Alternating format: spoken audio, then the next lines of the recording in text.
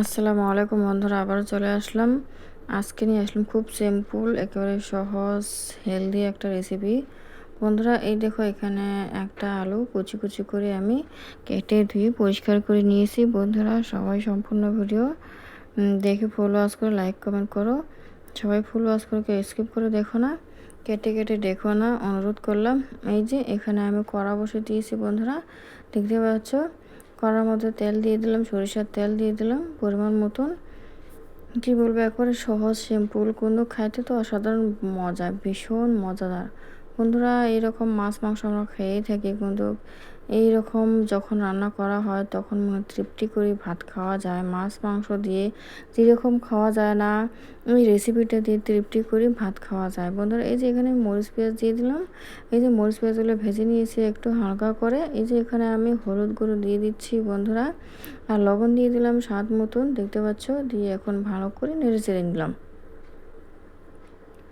হালকা করে নেড়ে চেড়ে নিলাম। এই যে আলু যে কেটে রেখেছিলাম ওগুলো আমি দিয়ে দিলাম বন্ধুরা, দিয়ে ভালো করে নেড়ে চেড়ে নেব।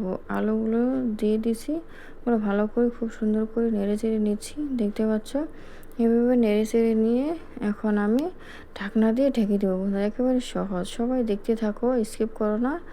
এই যে ঢাকনা দিয়ে ঢেকে দিলাম, আলুটা এখন ভাজা হোক। এখন এই দেখো, এটা কুমড়ো শাক বন্ধুরা, চাল কুমড়ো শাক। এগুলো আমার গাছ থেকে তোলা, দেখো খুব সুন্দর টাটকা একেবারে, পাতাগুলো খুব সুন্দর। এখনই তুলে নিয়ে আসলাম। এই যে শাকগুলো খুব সুন্দর করে আমি কেটে নিয়েছি বন্ধুরা।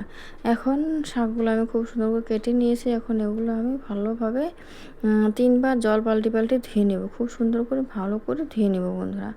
শাকগুলোতে এমন টাটকা কিছু নেই, তাও 3বার জল পাল্টিয়ে ভালো করে ধুয়ে নেব। এই শাকটা রেসিপি এমন করে রান্না করব, সবাই তো চেটে পুটে খেয়ে নেবে বন্ধুরা। এক থালি ভাত পুরো চেটে পুটে খেয়ে নেবে। মাছ মাংস দিয়ে যেত খাবে না, এই শাকের রেসিপি দিয়ে চেটে পুটে খেয়ে নেবে। এই দেখো, আলুটা ভাজা হয়ে গেছে বন্ধুরা। এখন এটা আমি নামিয়ে নিব, আলুটাতে নামিয়ে নেব, ভালো করে নামিয়ে নিব। এই যে আলুটা ভাজা হয়ে গেছে, এখন এটা আমি নামিয়ে নেব। কীভাবে করি সবাই সম্পূর্ণটা দেখো, একেবারে সহজ সিম্পল একটা রেসিপি দিব আজকে।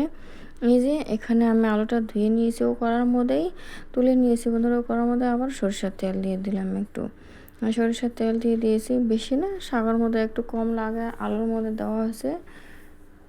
দিয়ে ফের আবারও মরিচ পেঁয়াজ দিয়ে দিলাম, মরিচ পেঁয়াজ কুচি দিয়ে দিলাম বন্ধুরা। দিয়ে আবার নেড়ে চেড়ে নিচ্ছি, খুব সুন্দর করে ভালো করে নেড়ে চেড়ে নিচ্ছি।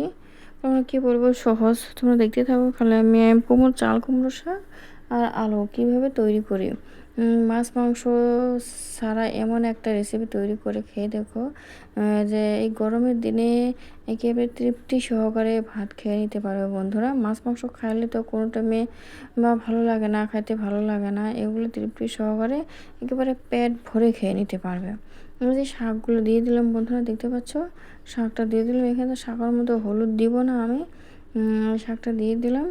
এখন এখানে আমি লবণ দিয়ে দেবো বন্ধুরা একটু, এই যে একটু লবণ দিয়ে দিলাম। শাকের মধ্যে লবণটা কমিয়ে দিতে হয়, লবণটা তো শাক তো একেবারে কমে যায় যখন রান্না করা, একেবারে কমে বেশি হয় না, একটু হয়।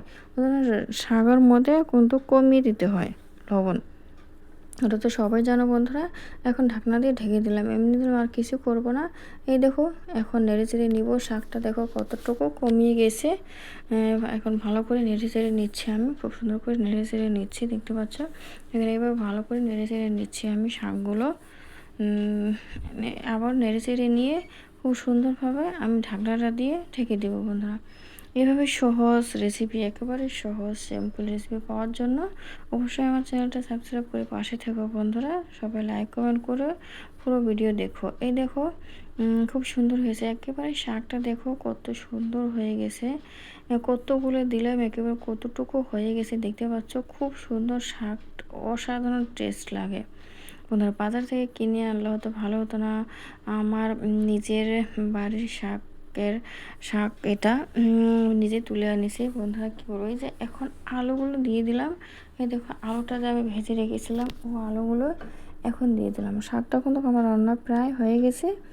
এই যে এখন আলুটা দিয়ে দিলাম, ভালো করে এখন নেড়ে চেড়ে নিব। নেড়ে চেড়ে নিয়ে 1 মিনিটের মতো রাখবো বন্ধুরা। 1 মিনিটের মতন একেবারে গ্যাসটা কিন্তু কমিয়ে আসে, 1 মিনিটের মতন এখন রেখে আমি নামিয়ে নেব খুব সুন্দর করে। আলুগুলো দিয়ে নেড়েচেড়ে নেব। বন্ধুরা আগে যদি শাকের মধ্যে আলু দেওয়া যায় তখন টেস্টটা ভালো হতো না। ওই জন্য আমি আলাদা করে আলুটা ভেজে নিয়েছি আগে। যখন শাকটা যখন প্রায় যে হওয়ার দিকে চলে আসবে তখনই আলুটা দিয়ে আর 1 মিনিট মতন রেখে নামিয়ে নিয়েছি। তোমরা দেখতে পারলে দেখো কতটা সুন্দর, কতটা লাবণীয় লাগছে দেখতে, খাইতে কিন্তু অসাধারণ টেস্ট হয়েছে, ইয়াম্মি। কী বলবো বন্ধুরা, সবাই এরকম রান্না করে একবার হলেও টেস্ট করে দেখো। চাল কুমড়ো, এখন চাল কুমড়ো তো শাক অ্যাভেলেবেল পাওয়াই যায়। বন্ধুরা এইভাবে একবার হলো রান্না করে খেয়ে দেখো। সবাই ভালো থেকো, সুস্থ থেকো বন্ধুরা। আল্লাহ হাফেজ।